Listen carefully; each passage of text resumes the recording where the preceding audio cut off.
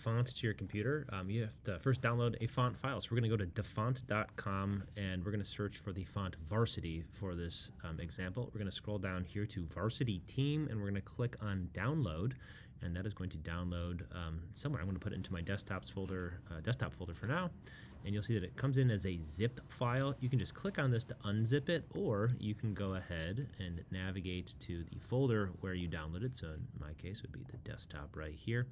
And you're going, I guess I'd put it to my documents folder. All right, so we'll go to our documents folder and double click on it in order to unzip it. That will extract the file. You see it's now a folder. And what we're looking for is a file called OTF. It's either OTF or TTF. And if you double click on that, it's going to open up your font book application, and you'll click install.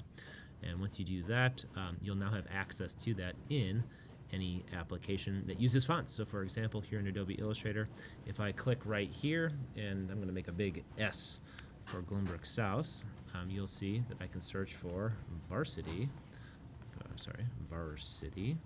and here is that font. That's how you add a font.